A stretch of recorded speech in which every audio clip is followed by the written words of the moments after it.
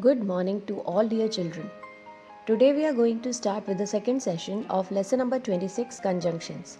Before we dive into today's session, let's have a quick recap of what we did in the previous session. So a conjunction is a word that joins together sentences, words or group of words in a sentence, also known as joining word. We learned when and how to use and, but, or. And is used to join two or more clauses of equal importance or rank, but is used to add two or more statements when there is a contrast between them, or will be used to express choices, possibilities, alternatives, etc. So let's understand today the use of although, though, because, as, since, if, unless. We use although and though to link two contrasting ideas or show that one fact makes the other fact surprising. So if I say she ran very fast, she lost the race.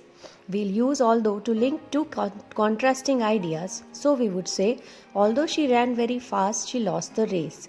Again, if I say he isn't happy, he is rich, these sentences are showing one fact making the other fact surprising. So we would write, he isn't happy though he is rich. Let's make it clear with more examples. My grandmother is very old. She can still read without glasses. So by using although, we say although my grandmother is very old, she can still read without glasses. Some other examples can be although it rained all day, we enjoyed the party very much. They didn't go to the party although they were invited. Let's understand use of though. The policeman ran fast. He couldn't catch the thief. So here we use though and say though the policeman ran fast, he couldn't catch the thief. Some other examples can be though it was very late, students kept on studying. She doesn't want to go to the doctor though she is very sick. Now let's understand the use of because. We use because to express the reason or cause of something.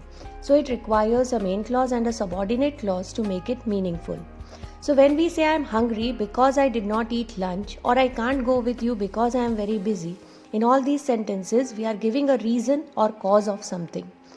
Let's understand it with an example. He couldn't come, he was sick. So here we use because and say he couldn't come because he was sick. Some other examples, I overslept because my alarm didn't go off, or the bus was late because of the traffic jam. Let's understand the use of as.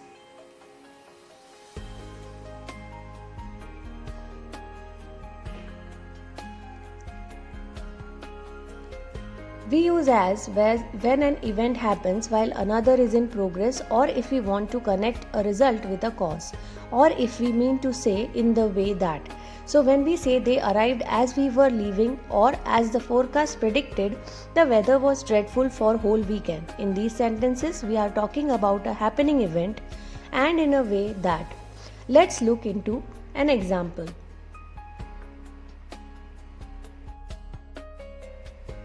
I went to bed at 9 pm. I had to catch a plane at 6 am.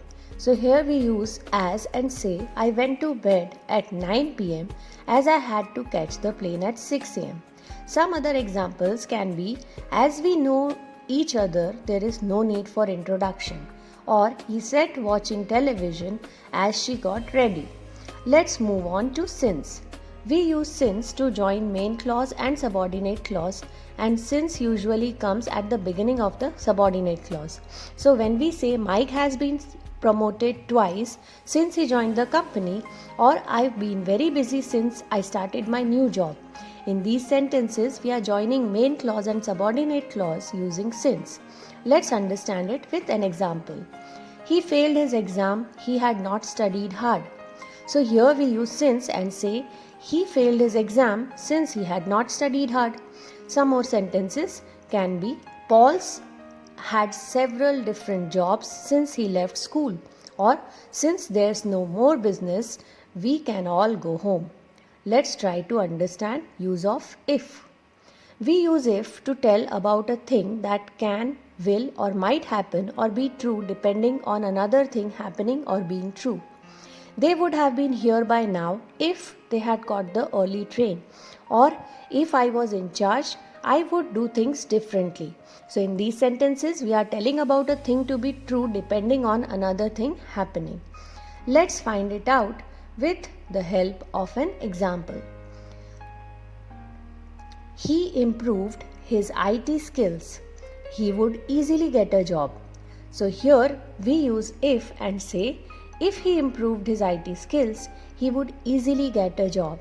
Some more examples can be, if anyone calls, tell them I am not at home, or I'll only stay if you offer me more money. Let's try to understand last but not the least conjunction of our book, unless. We use unless to mean except if. It requires a main clause and is followed by a subordinate clause to give complete meaning to a sentence. You can't go on vacation unless you save some money, or you will feel cold unless you wear a coat. So in these sentences, we are using unless to mean provided you do this thing or except if.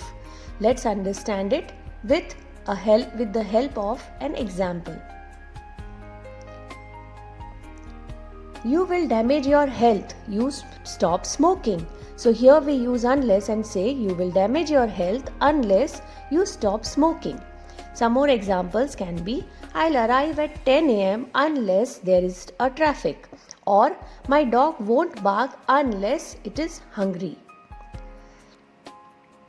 So dear children, with this we come to the end of this session as well as the chapter on conjunctions.